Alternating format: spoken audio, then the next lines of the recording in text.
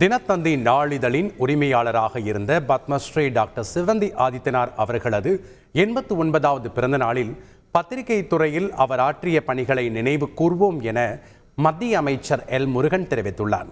தமிழ் சமுதாயத்தின் முன்னேற்றத்திற்கு இதழியல் வாயிலாக பெரும் சேவை புரிந்த சீபா ஆதித்தனார் அவர்களின் வழியில் அவரது மகனான ஐயா பத்மஸ்ரீ டாக்டர் சிவந்தி ஆதித்தனார் அவர்கள் செய்த சமுதாய பணிகள் என்றென்றும் மக்கள் மனதிலிருந்து நீங்காது எனவும் தெரிவித்துள்ளார். பத்மஸ்ரீ டாக்டர் ப சிவந்தி ஆதித்தனாருக்கு சென்னையில் திருவுருவச் சிலை அமைக்க வேண்டும் என முன்னாள் ஆளுநர் தமிழிசை சவுந்தரராஜன் தெரிவித்தார். விளையாட்டு துறையில சிறந்து விளங்கியதால அவங்களுக்கு சென்னையில ஒரு திருவுருவ சிலை வேணும் அப்படின்னு ஒரு கோரிக்கை இருக்குது. இல்ல, அந்த கோரிக்கை நியாயமானது. கோரிக்கைக்கு அது யாராக அவர் எப்பொழுதும் அடித்தளத்தில் விளையாட்டை பற்றி மக்களுக்கு மிகப்பெரிய விழிப்புணர்வு இல்லாத போது கூட தொடர்ந்து ஒலிம்பிக் சங்க தலைவராக இருந்து அதற்கு பல ஊக்கத்தை கொடுத்திருக்கிறார்.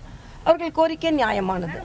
பத்மஸ்ரீ டாக்டர் சிவந்தி ஆதித்தனாரின் 89வது பிறந்தநாளை ஒட்டி சென்னை ராமாபுரத்தில் உள்ள எம்ஜிஆர் காது கேளாதோர் வாய் பேச முடியாதோர் பள்ளியில் அவரது உருவப்படத்திற்கு மலர் தூவி மரியாதை செய்யப்பட்டது.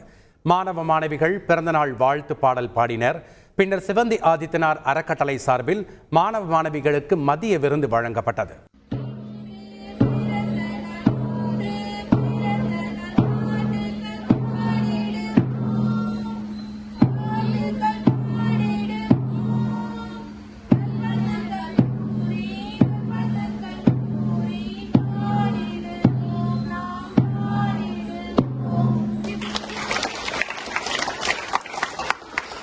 மதுரை தினத்தந்தி அலுவலகத்தில் பத்மஸ்ரீ டாக்டர் ப சிவந்தி ஆதித்தனாரின் 89வது பிறந்த நாளை முன்னிட்டு அலங்கரித்து வைக்கப்பட்டிருந்த அவரது உருவப்படத்திற்கு மலர் தூவி மரியாதை செலுத்தப்பட்டது. தினத்தந்தி மாலை மலர் ஊழியர்கள் வரிசையில் நின்று ப சிவந்தி ஆதித்தனாரின் உருவப்படத்திற்கு மலர் தூவி மரியாதை செலுத்தினர். செய்திகளை உடனுக்குடன் தெரிந்து கொள்ள உடனே சப்ஸ்கிரைப் பண்ணுங்க.